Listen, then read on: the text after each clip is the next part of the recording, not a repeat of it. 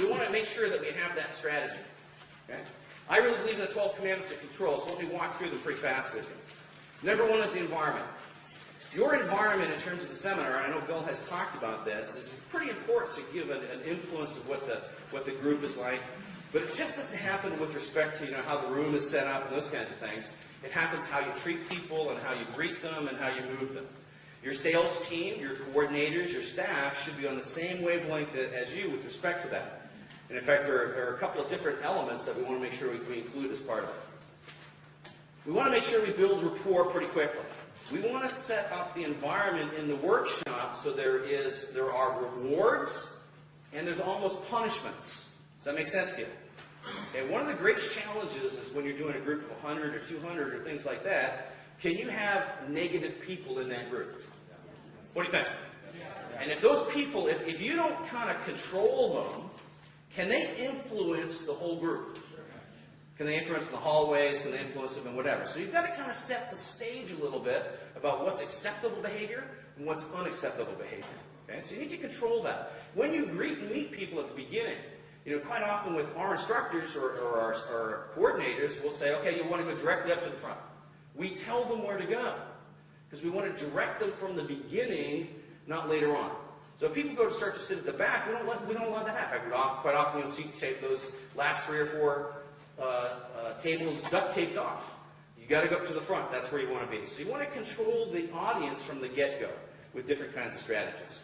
You want to intercept some of the conversations in the hallway.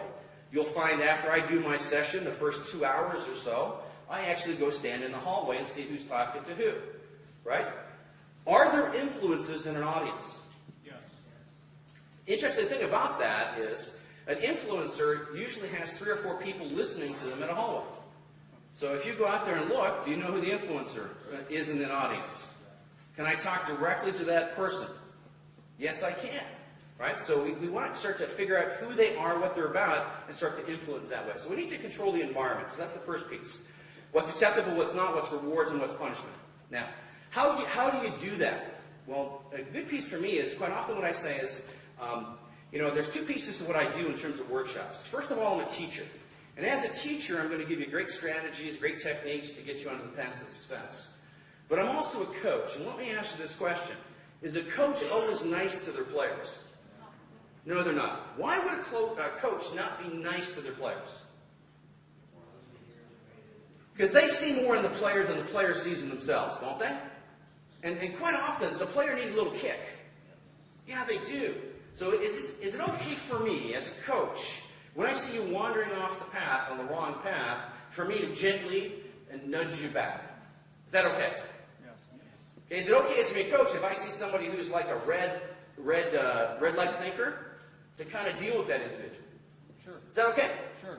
How many people here, for the benefit of us, so that we can get to that M2 status, so we can be that multimillionaire, for me to kind of put people back on the path, how many people would allow me to do that as a coach? Let me just see a show of hands. What am I getting here? Agreement frame, right? So allow them to do what? To be firm. So, by the way, when I do this, does that also tell me who the red apple is? Yeah, it does, because they don't put up their hand, right? Okay, so automatically I'm starting to gauge who the audience is, right? The next area that I want to focus on is building rapport and then leading. Building rapport is really about connecting with them. So we do want to make sure that we connect with them. I want to make sure that I'm like you. So, there's ways to do that. There's called matching and mirroring, where we want to mirror values. We want to do visual, auditory, kinesthetic, kind of advanced kind of topics. But we want to make sure that we match them. So, quite often I tell them about the fact that I was sitting in a workshop just like you're sitting there. I spent $4,000 to be in a 4-day training program. And at the end of the four days, I kind of wondered whether it worked or not. Does that match who they are and what they're about? It does. So I talk about the fact I have 3 kids. I talk about the fact I'm married. I've been married for 20 years. To build the rapport level with them. Once I have rapport with them, can I start to lead them a little bit? Yes, I can. In fact, I'm pretty directive about leading. Question for you. Why did I have you stand up right from the beginning? Actually, Bill did, but I would have done that anyway. Why would I get you to stand up right from the beginning?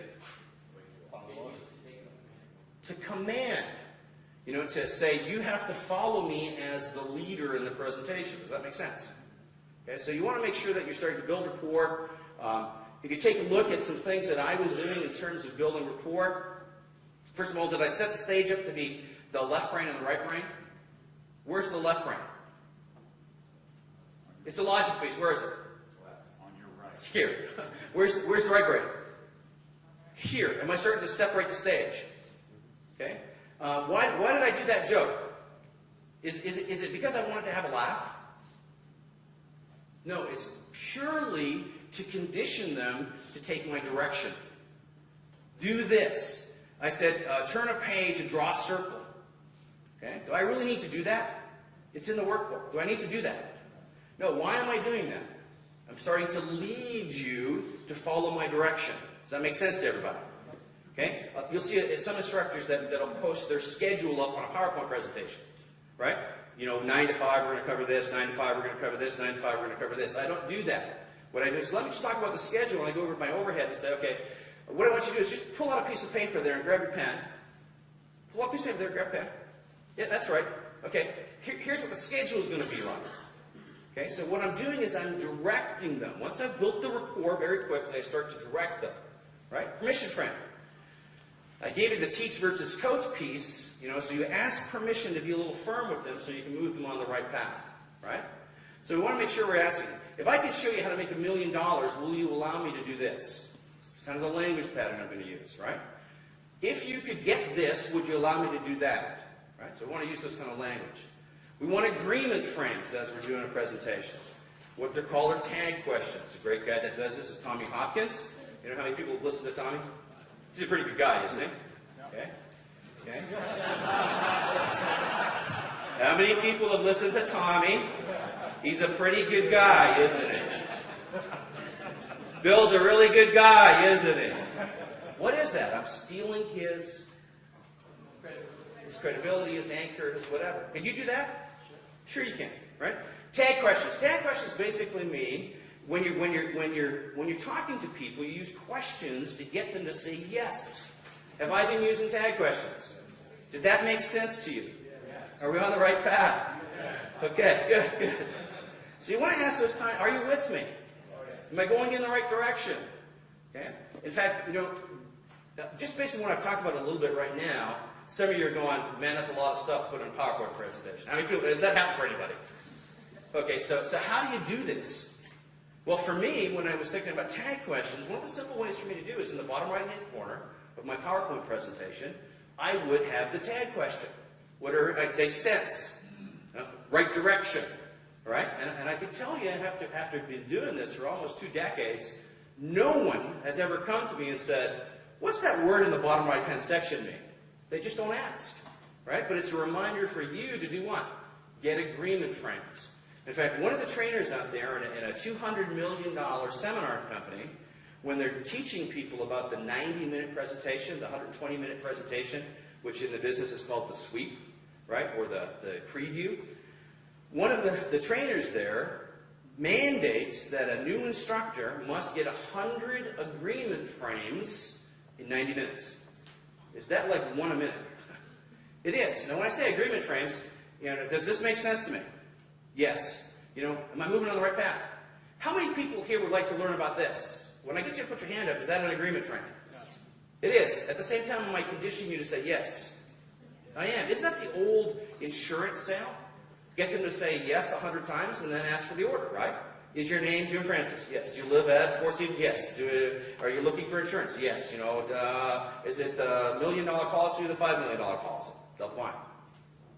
How many people are interested in this? So we want to write these tag questions down. Yes, yes, yes, yes, yes. And then as we do that, we condition people to follow as opposed to not. So we want to make sure we're doing that. Right? You can do the right thing now. Right? Change beliefs. When people come into a workshop, whether it's a 2-hour workshop, 1-hour workshop, 3-hour workshop, do they have certain beliefs that you have to deal with? Okay. Are the people in that workshop that are afraid of spending money? Yeah, there are. So you need to deal with that someplace in your presentation. You do. Are there people there that are apathetic? Yes. Are there people there that have a security mechanism that says if I don't spend the money, if I don't buy something, that's safe? What do you think? Yeah, because in the past they bought something and what happened? They lost their money, right? So do we have to change those belief systems over time? What do you think? Yeah, we do. So someplace in your presentation, you have to write down what are the top 5, 6 belief systems that you have to deal with, and make sure that you deal with them in your presentation by changing their belief systems, by changing it. You'll have people in there that will say, I'm too old, right? You'll have people in there that will say that I'm too young. Is that a belief system that we've got to get them over? So if I know that, do I make sure that one of my testimonials of somebody who is 78 years old that made $100,000 and was buying real estate for the first time in the last 6 months?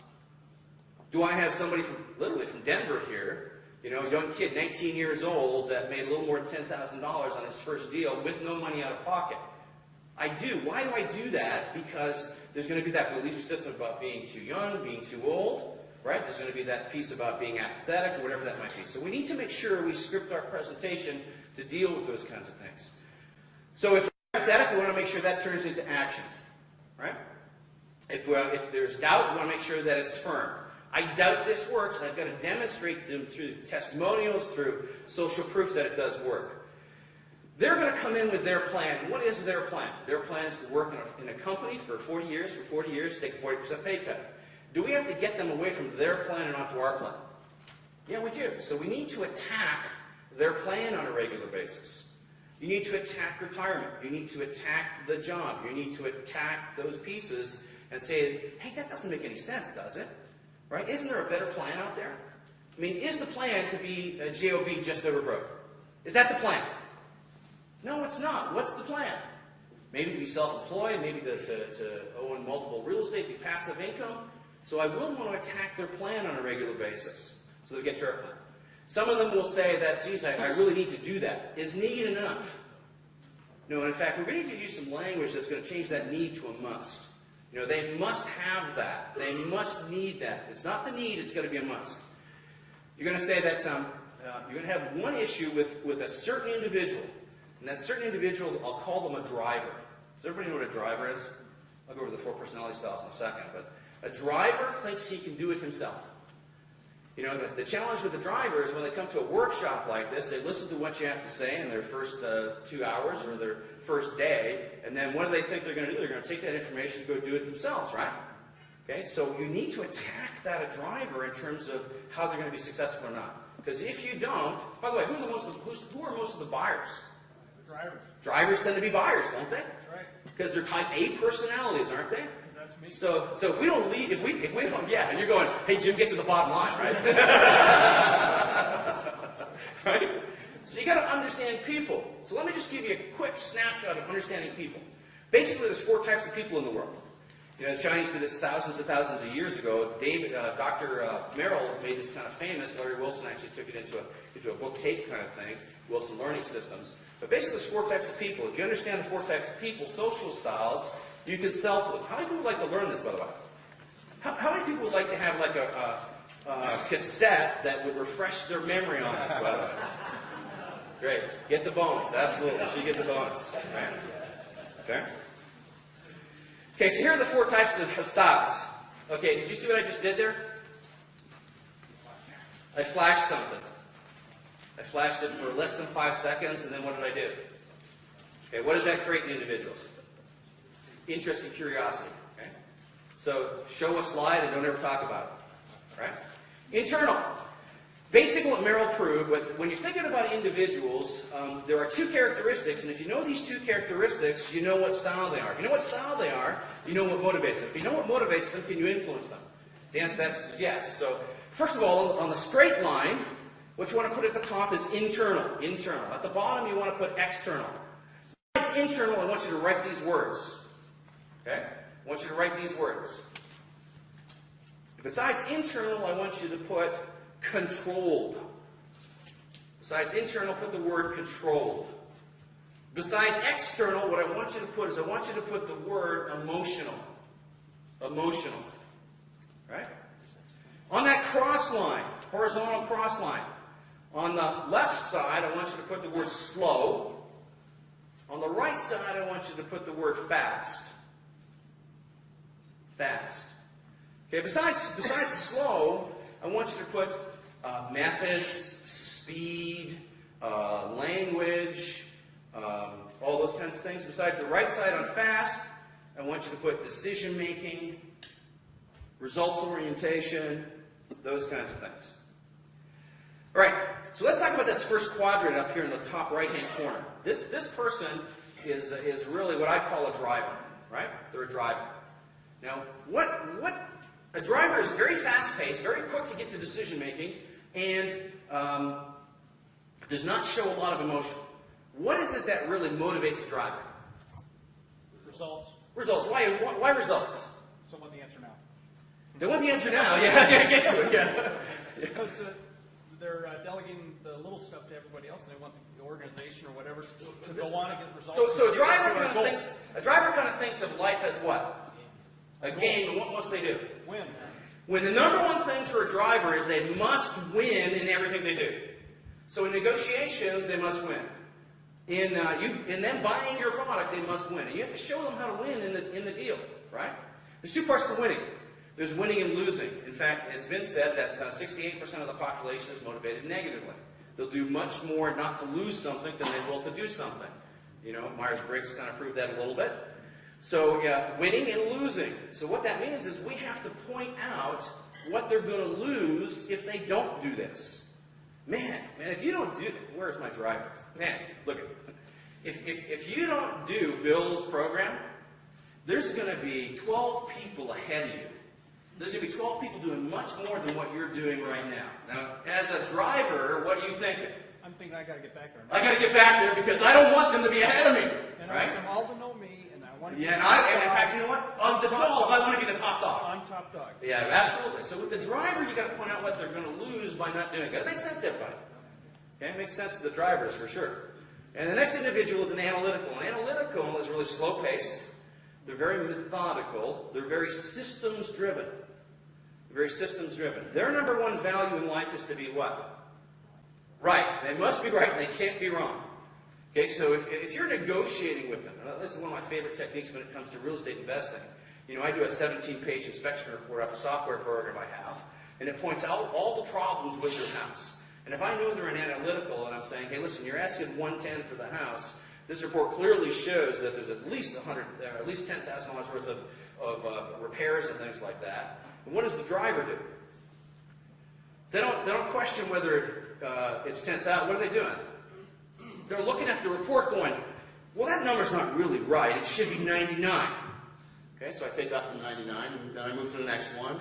See, the driver's about the system, about the numbers. They have to be right. So you've got to show them how to be right in the deal or how to be right in the process. And if you're trying to negotiate with them, you show them what they're doing wrong in terms of the negotiation strategy. Does that make sense? Okay? The next individual is an amiable. An amiable is very slow-paced. They show a lot of emotion. They're very concerned about the relationship, the team, those kinds of things. What is it for the amiable? What are they really looking out of the deal, looking out of the product, or those kinds of things? The relationship, to feel good, right? So with the amiable, do you want to talk about all the benefits of your product?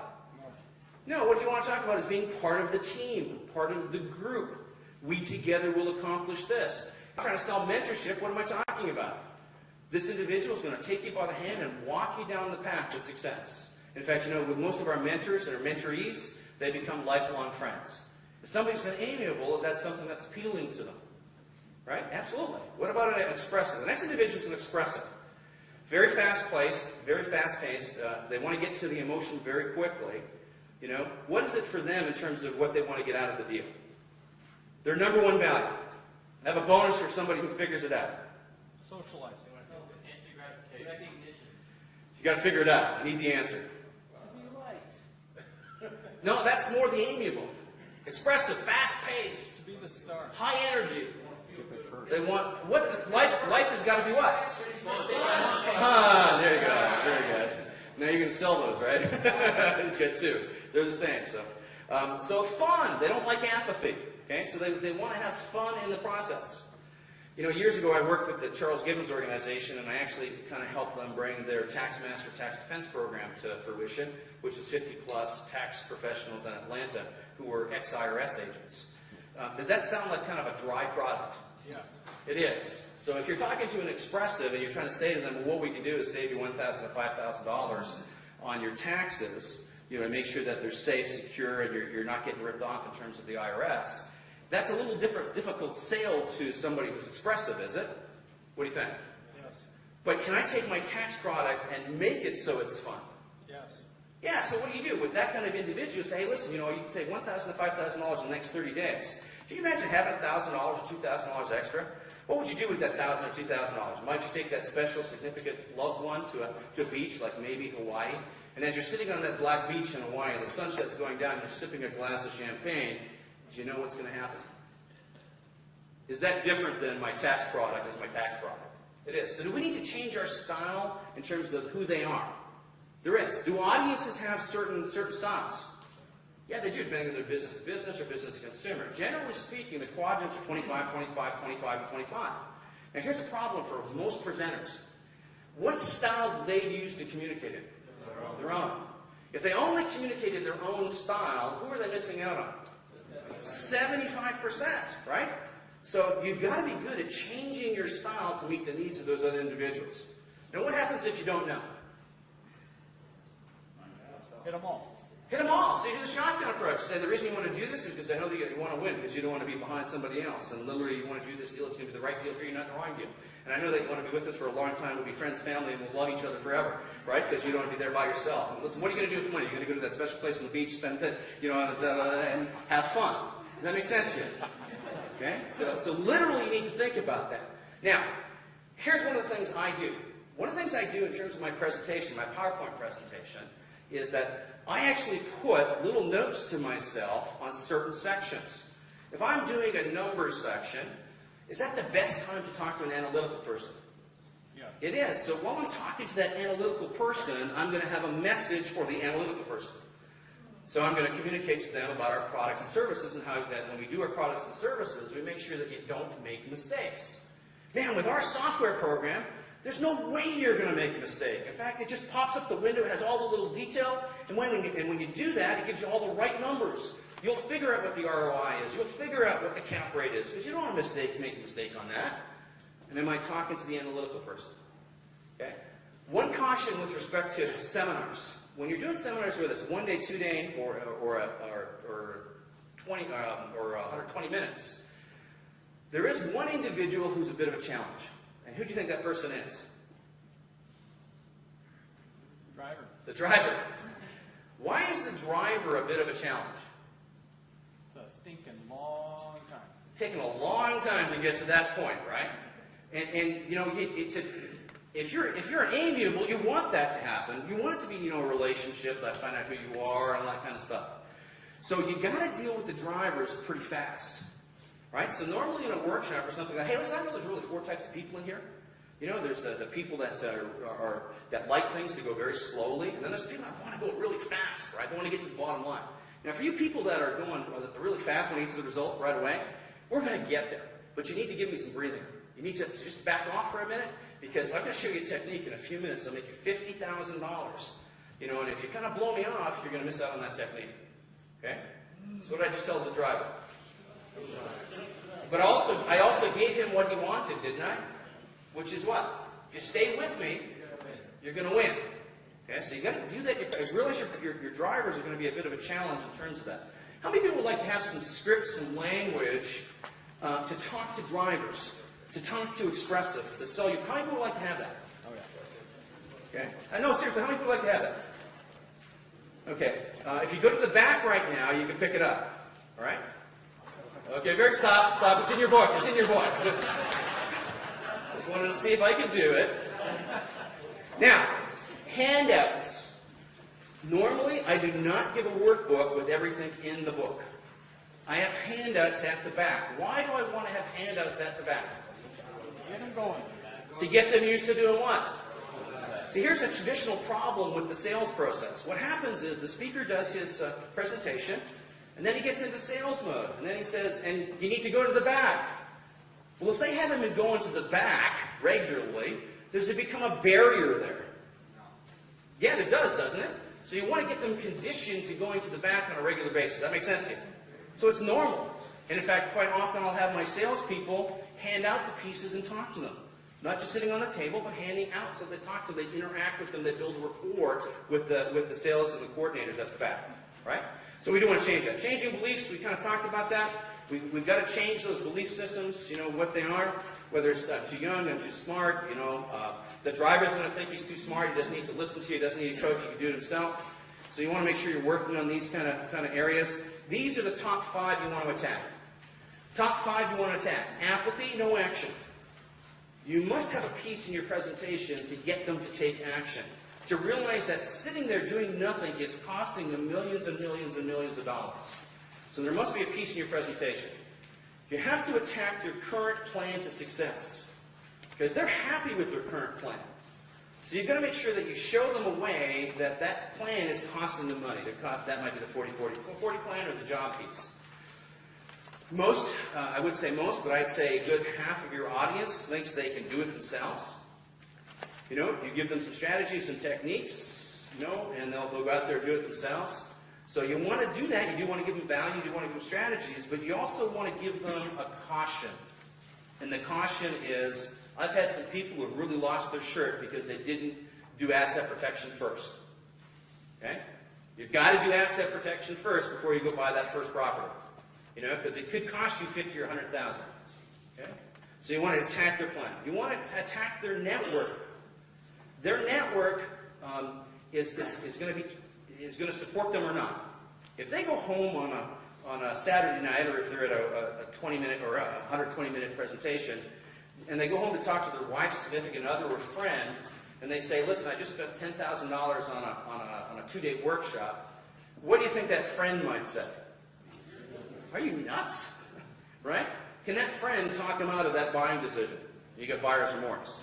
So don't we want to talk about who their friends are, who that significant other is? Man, if that person's never made $1 million, should you be listening to them? What do you think? My dad is a PhD, you know, a very smart, intelligent guy, right? Bought his home, retired, all those kinds of things, but he's never been at millionaire status. Should I listen to him about financial advice? He's done okay, but if I'm trying to get to that level, should I be listening to him? No. So does that discount his voice tonight when I go home to talk to my dad? It does quite a bit, right? So we want to make sure that we're attacking who that other supporting network is. Does that make sense to you? I'll even take that a step further. We want to make sure that we're putting words in their mind about what should happen that night, right? Do we want to attack negative attitudes? Yeah, we do. So we want to make sure we're positive. So we quite often have the red light and the green light. We have the bad apple, the good apple. We make those analogies and want to make sure people are on the path in terms of good attitude. Condition and response. There are things you can say to individuals as you're doing your presentation that condition them. So you might do things like, if you can't, you must. Anybody go Tony Robbins, one of his favorite sayings, if you can't do something, you must. Right? So I talk about a situation where I was going along Fort Lauderdale. I was in Fort Lauderdale, and I've been doing residential properties, houses, those kinds of things, condos, and I walked by a 38-unit hotel complex. Now, I'm a seasoned professional investor, and even when I saw that 38-unit hotel, what thing fired off in my head? I can't do that. But I have a philosophy that says if I can't, what? I must go do it. Does that change your whole life? It does. And I actually cut that deal and then assigned it to somebody else. But the point I'm trying to make is if you do that, I can't, I must, when Saturday night comes around and they're thinking about, I can't afford this, what do they have to think of? I must. So repetitive language can influence people over time, right? If you have fear, one of my major messages over and over and over is, when you have fear, you have to take a step. If you're afraid, you have to take a step. Okay, I demonstrate that with the Tony Robbins Firewalk story, but I reinforce that regularly in my presentation. So what's going to happen to them on Saturday night when they're thinking about buying?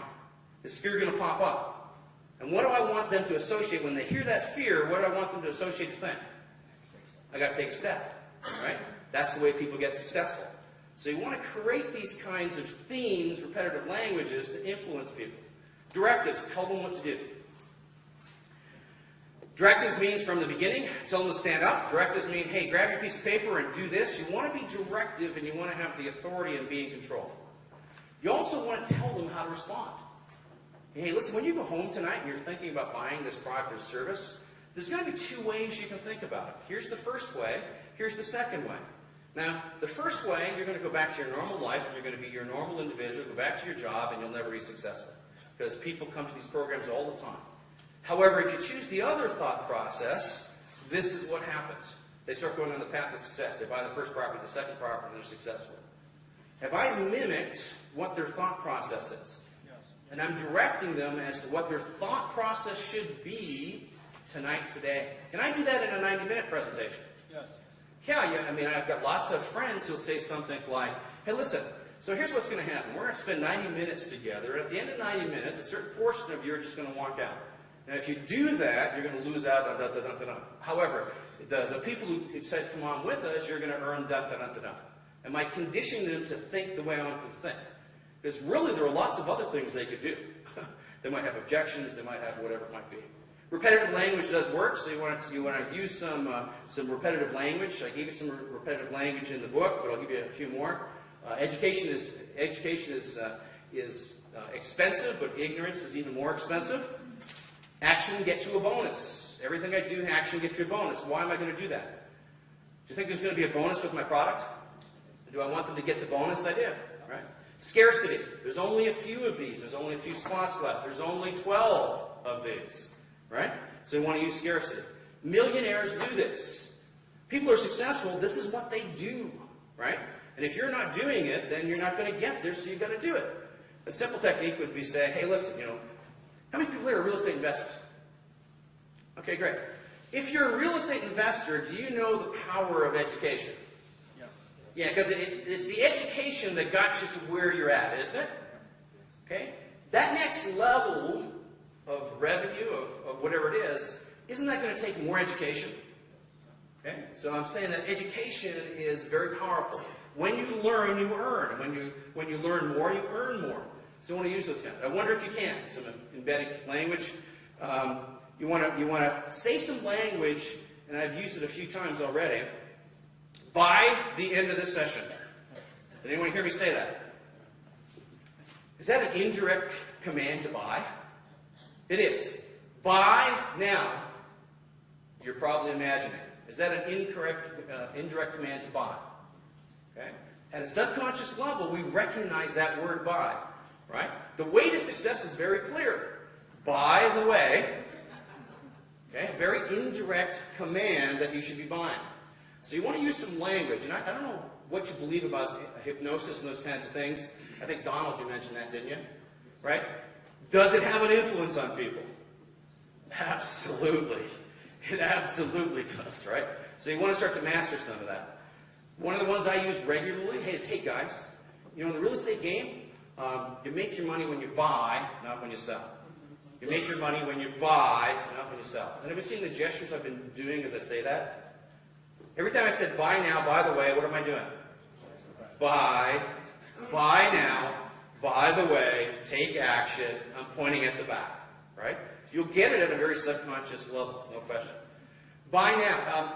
There's some great stock guys out there that I had the privilege of working with, and some of those guys really have taken this to another level. And what they'll do is on their presentations, they'll say, there's an entry point. How do people do the stock market? So you got entry points and exit points, right? So when you do an entry point, this is where you buy, isn't it? Isn't this really where you buy? It is, isn't it? Okay, and when you buy, what happens? What's up? Then when you buy, you profit. How many people like to buy and profit? How many people here would like to buy and profit?